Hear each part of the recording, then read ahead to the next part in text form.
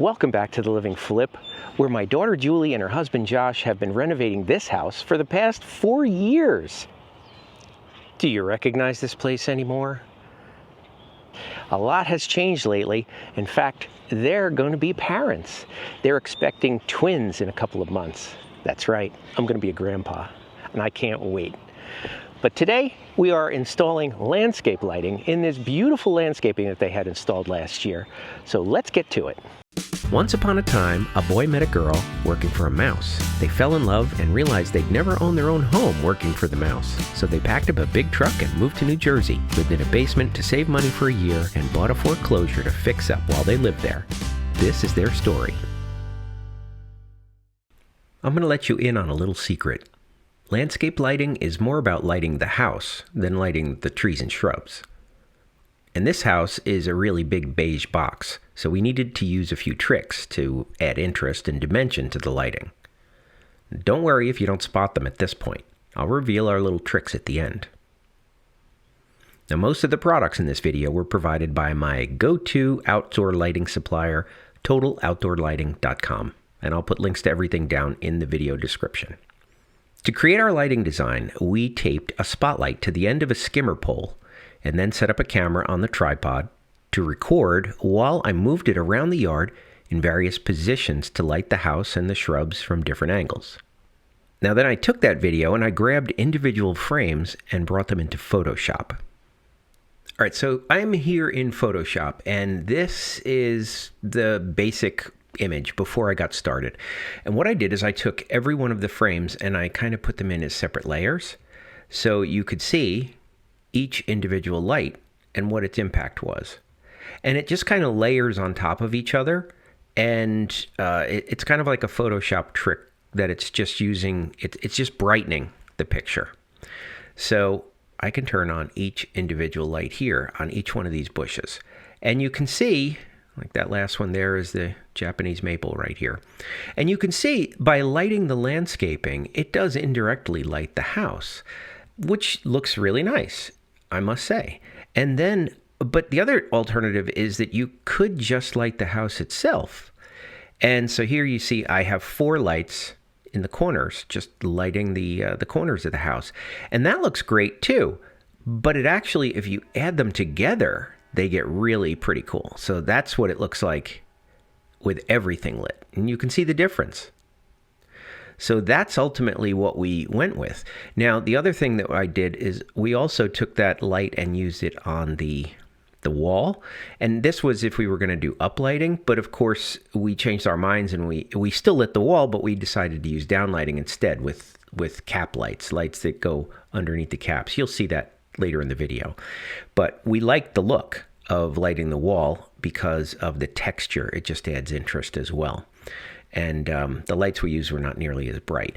But anyway, this is ultimately what we came up with to say a shopping list. You know what I mean? It let us figure out how many of these fixtures did we need, and then we placed our order. Now, one of the things that you don't see here is along this sidewalk, we put 6 path lights, and they are what I call down lights. They're like, they shine the light down so that you can see where you're walking. And that looks pretty cool too. And then the rest of them, these are spotlights. I just call them up lights. So ultimately, that's what our design looked like. We went from this to this. Pretty cool, right? All with the magic of Photoshop. All the fixtures that we're using on this project are low voltage LED lights, and they all have replaceable bulbs as well, which means you can tweak the brightness and the color temperature when you're installing them, but it also makes it easy to repair them. If a bulb burns out, you can just swap the bulb without having to replace the whole fixture. Now, the downlights are 3-watt bulbs, and the fixture is made of aluminum, so definitely not going to rust.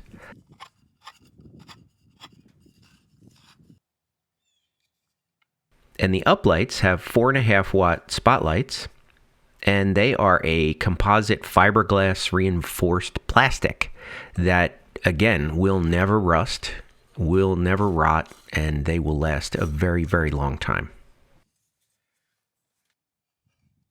Now all these lights come with a plastic spike on the bottom, and it's not meant to be jammed into the ground. Whether you're going into mulch or dirt or stone, you can't just jam it into the ground. And you never want to step on it or put any kind of force on it or anything like that. So it's really important you use something, and you can see Josh is using a spike here, that just a long bolt of some sort that we had, and jammed it down into the ground, hammered it in, and then made the hole actually wider. And this was a stone garden originally, and so it was pretty hard going. Ultimately, he was able to get them to go in straight and stay nice and plumb, and then just backfill the stones around the base so you don't even see them. Yeah, we're going to put it on the right side, on the inside.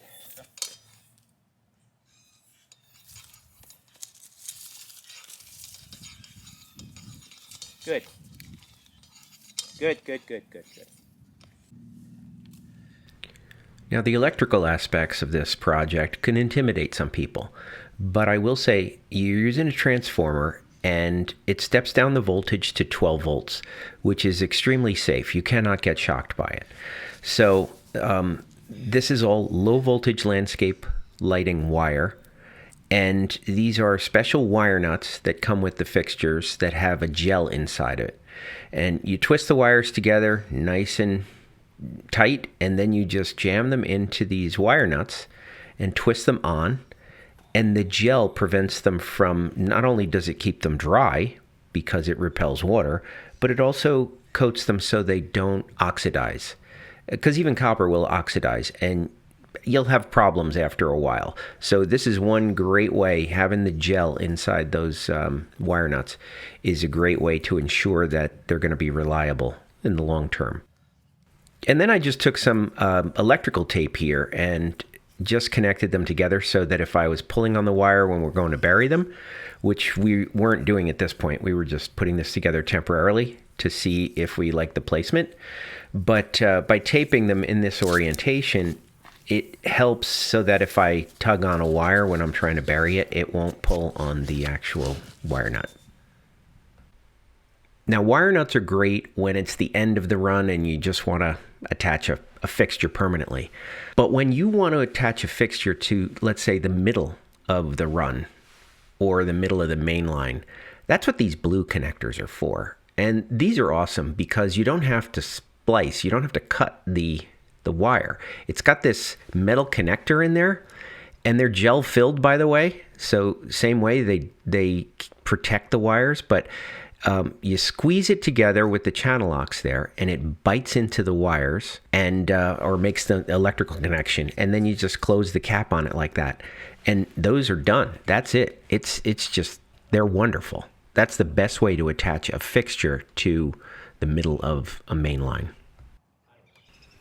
So there's our very pregnant daughter, Julie, with twins in her belly, coming to check on our progress.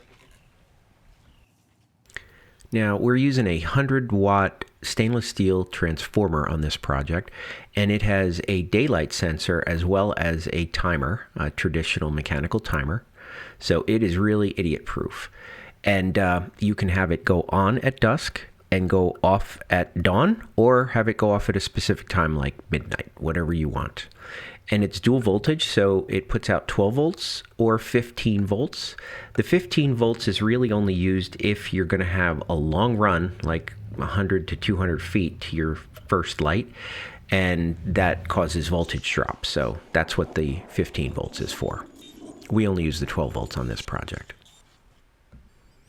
Now, to light the wall, I used these Leon lights. These are 4-inch. They come in various different sizes. These are the small ones.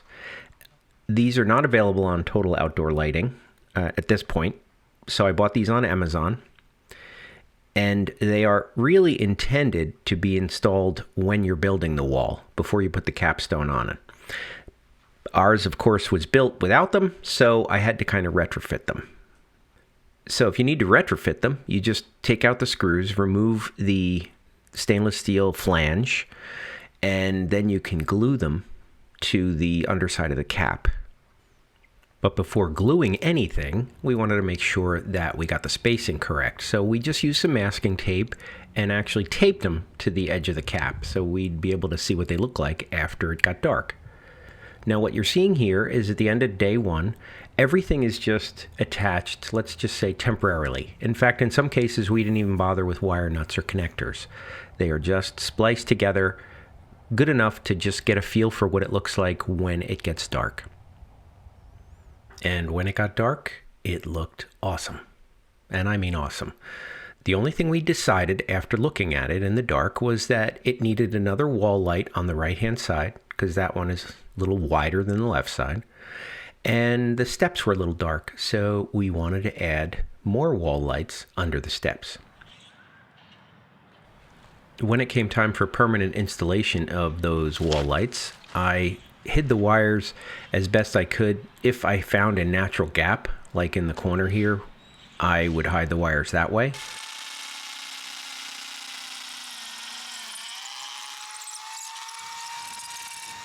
Otherwise, I used a long masonry bit and drilled a hole underneath the cap so that I could pass the wire through and then wire it on the inside.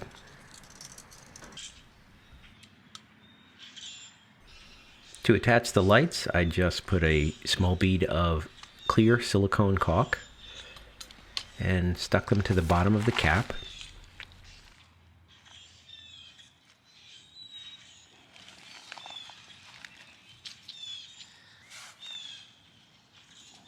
And I also put a bead of caulk in the corner between the wall stone and the capstone, and that's what I used to hold the wire in. And I just ran the wire along that edge, and you really can't see it. It becomes invisible.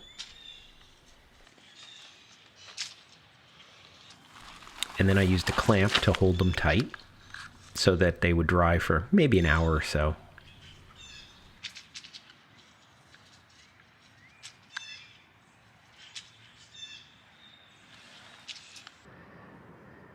Now, because we had so many lights, I couldn't always use those blue connectors that splice onto the main line for every fixture.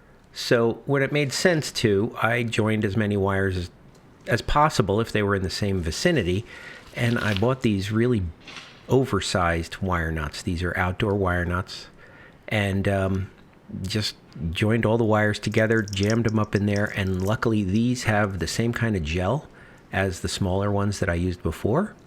So this is just a great solution when I had a lot of wires coming together. Like in this situation right now, I have 5 wires in this clip.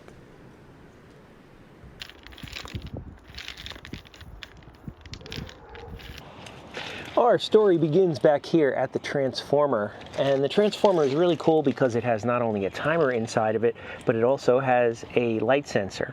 So you could have this go on at dusk and go off anytime you want. They currently have it set to go off at midnight. And then we have the wires going in 3 different directions, which is rare. I try to limit that. So this wire comes here to this light. It lights this magnolia tree. This goes to not only the light, but it also goes under here to this little wall light right here. I really do like using these little blue connectors, which are really great when you're adding a fixture to the main line. They come in really handy. But when you're dealing with multiple things being connected at once, you really can't get away from a wire nut. And so that's why I got these big wire nuts. They are made for outside. They have the gel inside, so they will keep the wires waterproof. All these wires will be buried as close to the stone as possible, and that way it minimizes the chance of them digging and putting flowers in or something and hitting a wire. Now, I think these wall lights are really cool. I put them in after the fact so you can see the wire. Well, you actually can't see the wire, but it runs up there, up the corner, and it's really invisible underneath the cap. Otherwise, you could drill through, and I did that in some cases. I drilled through and just brought the wire right underneath the cap. But they're really cool lights. There's 2 of them, and they just create a nice little, I don't know, just a wash of color, a little bit on this wall, and it highlights that texture. It looks really good at night. Now, our general scheme here is that the lights in the back that point up at the house, these are the daylight ones. So these are 5000K. And then the lights that are lighting the shrubbery in the front, those are 3000K. And so that's what causes the mix of the two colors. And you get daylight on the back of the house, but you got a mix of warm white as well. It really works well. I like it. Now, when we first tested it out, it was a little bit dark at the doorway. And so we wanted to add just a little bit more light underneath the steps here. So I got 7-inch wall lights. These are hardscape lights too, just like the other ones. These have 4 LEDs in each one of them. So these are 7-inch. And again, just put them in with the same silicone caulk and ran the wires underneath the cap all the way to the edge. This garden is a little bit bigger than the other side, so we have the 2 uplights in the back. Those are daylight. They're on the house in the corners. And then here we have 3,000 Kelvin. So 5,000 against the house again, and 3,000 on the shrubbery. And it just really gives a nice glow on the house at night. Now, this Japanese maple hasn't begun to flower yet, or any leaves on it, but it will. Give it a month or so. And to highlight that, we put one of these. This is a metal fixture that is in a verde green color. And we wanted a prettier fixture here because this one is kind of visible. So that one, right now, we actually have that colored with the 5,000 Kelvin.